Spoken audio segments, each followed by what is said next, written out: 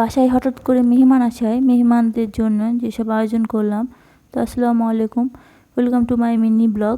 তো সকালেও আমরা মুরগির মাংসগুলোকে আমি ভালো করে ম্যারিনেট করে রাখছিলাম, সব রকম মশলা দিতেছি। আর প্রেশার কুকারে মুরগিগুলো রান্না করছিলাম, এটা লেয়ার মুরগি ছিল। তো লেয়ার মুরগিটাকে আমি ভালো করে কষিয়ে নিলাম। তো প্রেশার কুকারে ভালো করে কষিয়ে নিয়ে আমি পানি দিয়ে দিয়েছিলাম, আর তার মধ্যে খিচুড়ি চাল ডাল দিয়ে দিয়েছিলাম। তারপরে খিচুড়ি বানিয়ে নিয়েছিলাম। তো আমরা সকালে দুপুরে এই খাবারটাই খেয়ে নেব, আর পরে রান্না করবো ভাবলাম। তো আমাদের বাসায় হঠাৎ করে মেহমান চলে আসলো। তো সকালে খাওয়া দাওয়া শেষ করে নিয়ে সালাদও করে নিয়েছিলাম। তারপরে মেহমানদের জন্য এদিকে গরুর মাংস রান্না করে নিয়েছিলাম।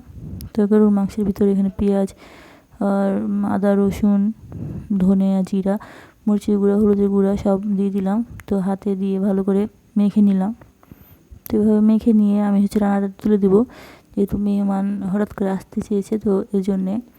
তারপরে আমি এদিকে চা বানিয়ে নিয়েছিলাম মেহমান আসার পরে, আর দিয়ে সব খাবার দাবার আমি ঠিক করছিলাম। তো মাংসটা হয়ে গেছিলো এদিকে, আর এদিকে বেগুন ভেজে নিচ্ছিলাম। তো তাড়াতাড়ি মেহমান চলে এসেছে দুপুরের দিকে, তো এই জন্যে। তারপরে নাস্তায় চিপস আর পপকর্ন ভেজে দিয়েছিলাম।